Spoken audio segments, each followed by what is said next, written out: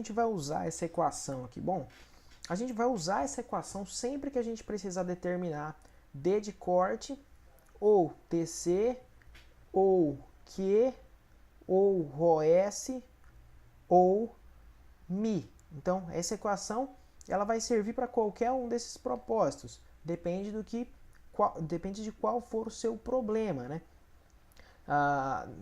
Dentro ali da situação que você estiver avaliando. Mas, em geral, o que a gente quer aqui fazer é achar esse D de corte aqui.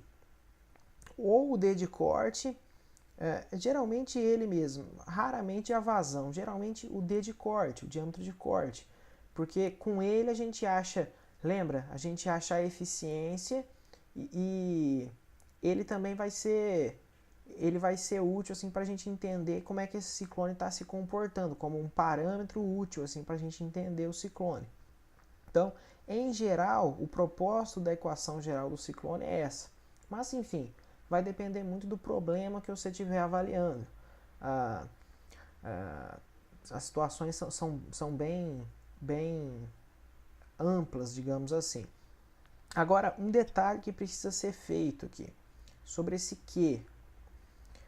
O ciclone Leipold e Starman, que são os ciclones que a gente está focando aqui, eles têm um parâmetro de trabalho que a gente chama. Então, eles não funcionam dentro de qualquer vazão, na verdade, dentro de qualquer faixa de velocidade.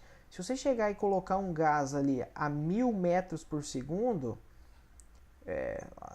na verdade está um pouco irreal isso aqui, deixa eu corrigir. Mas vamos dizer que você coloque um gás ali a, por exemplo, 40 metros por segundo. Se você colocar um gás a 40 metros por segundo dentro de um ciclone Leipold ou Starman, fatalmente esse ciclone não vai funcionar como um ciclone. Então você não vai ter a separação e você não vai conseguir avaliar o ciclone usando essas fórmulas que a gente tem.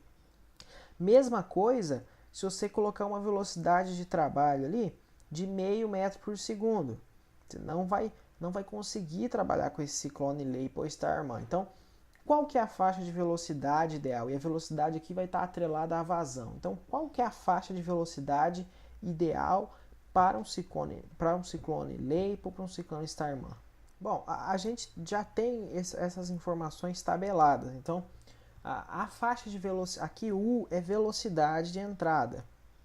Então, velocidade de entrada. E você vai lembrar, e é preciso que você lembre que a velocidade é igual a vazão Q dividido pela área de entrada. A área de entrada a gente já aprendeu a calcular. É a altura da entrada vezes a largura da entrada, Azinho vezes Bzinho. Então, utilizando isso aqui, você vai achar a velocidade. E aí a gente tem a faixa de velocidade ideal aqui. Ó. Então, no caso do ciclone Leipold, a gente tem que trabalhar entre 5 e 20 metros por segundo. E no caso do ciclone Starman, a gente tem que trabalhar entre 10 e 30 metros por segundo nos ciclones Starman.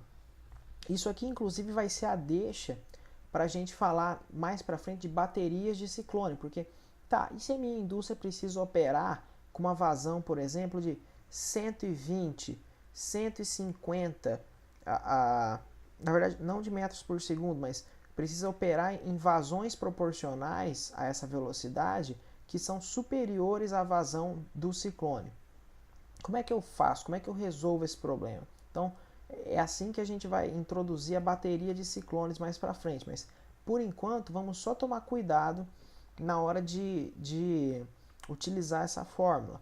Então, sempre que utilizar ela, confere se essa vazão